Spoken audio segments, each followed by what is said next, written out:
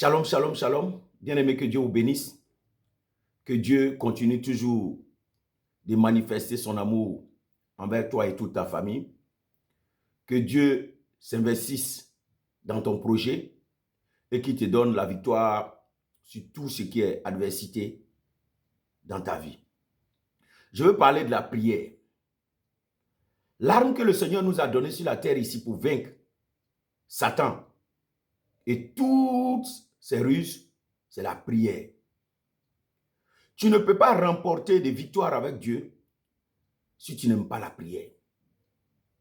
Le Seigneur Jésus, en venant sur la terre, nous a enseigné la prière. Bien que lui-même, il pouvait même se mettre à côté et ne pas avoir recours à la prière. Mais il a voulu que nous comprenions que nous obtiendrons les choses avec Dieu uniquement par la prière. J'en ai parlé et j'ai parlé de la foi dans la prière. Mais la prière est notre téléphone qui nous lie à Dieu. Mais la prière obéit à des principes. Ce sont ces principes-là que je vais te donner. Pour avoir une prière efficace et avoir des résultats dans ta vie, tu dois comprendre que la prière ne se fait pas n'importe comment. La prière a besoin d'un cadre. C'est pour cela que quand vous ouvrez la Bible, vous allez voir que chaque fois quand Jésus doit prier, Jésus se retirait. Pour pouvoir prier efficacement, tu as besoin d'un cadre. Un cadre paisible, tranquille, où tu peux facilement écouter Dieu, où aussi tes bruits ne peuvent pas, les bruits autour de toi ne peuvent pas du tout perturber ce que tu as à dire à Dieu. C'est pour cela que Jésus s'est retiré pour prier. Je te donne cette image pour que tu comprennes que ce n'est pas forcément l'environnement physique qui dérange dans la prière. Même l'environnement émotionnel, spirituel dérange. C'est pour cela que pour pouvoir prier, il faut que dans ton esprit, tu te débarrasses de tout ce qui est frustration, tout ce qui est haine, tout ce qui peut t'empêcher à te concentrer sur des blessures. Il faut que tu sois vidé de toutes ces choses afin que ta prière soit facilement acceptée par le Seigneur. C'est pour cela que pour pouvoir prier, il faut que tu sois dans un cadre. Et le deuxième élément que je vais te partager pour une prière efficace, il faut comprendre que dans la prière, il y a 3 temps de prière qui sont des temps efficaces devant Dieu. Le premier temps de prière, c'est très tôt le matin. Celui qui a l'habitude de se lever très tôt pour prier, il a cette capacité d'anticiper la journée. C'est toi qui dis à la journée ce qu'elle doit devenir. C'est toi qui mets ton empreinte sur ta journée. Tu dis le jour, moi je commence à te précéder. Je te dis, dans cette journée, voilà ce qui doit se passer. Voici ce à quoi je m'attends. Comme tu précèdes le jour, c'est toi qui domines maintenant sur le jour. C'est pour ça que quand vous prenez Exode chapitre 8, vous allez voir que même lorsque Dieu envoie Moïse auprès de Pharaon, Dieu donne cette recommandation à Moïse. Va tôt le matin. Pharaon va sortir pour aller là. Il faut aller tôt. Parce que ce que tu vas décider de la vie de Pharaon dans cette journée-là, c'est ce qui va se passer. Bien-aimés, ayons l'habitude de nous lever tôt. Il est difficile de se lever tôt pour prier. Satan le sait. Voilà pourquoi la plupart du temps, il te maintient au lit. Pourquoi tu ne te lèves pas tôt? Parce qu'il ne veut pas que toi, tu mettes ton empreinte sur la journée. Pour que tu passes ton temps à souffrir.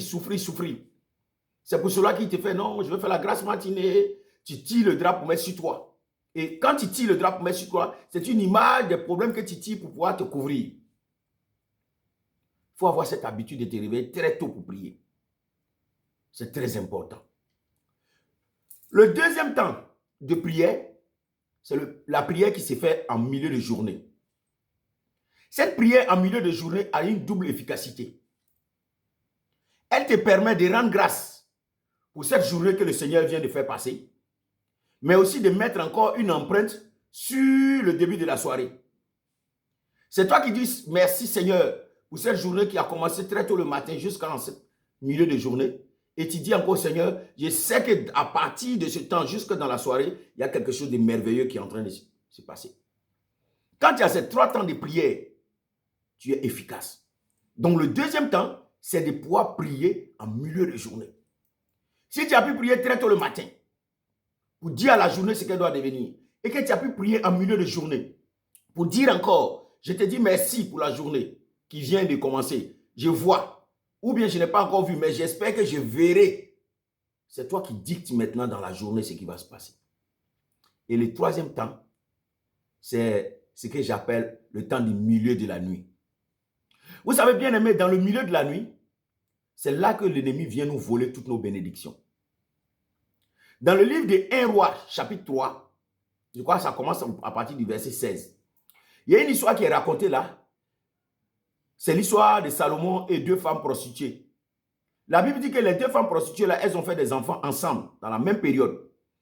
Et au milieu de la nuit, pendant qu'elles dormaient, au milieu de la nuit, il y a eu changement de bébé.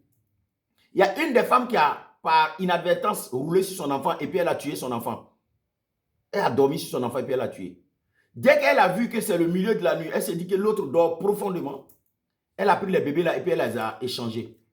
Elle a pris son bébé mort pour donner à l'autre femme et puis elle a pris le bébé de l'autre. Donc, en même temps, spirituellement, elle vient de changer les bénédictions.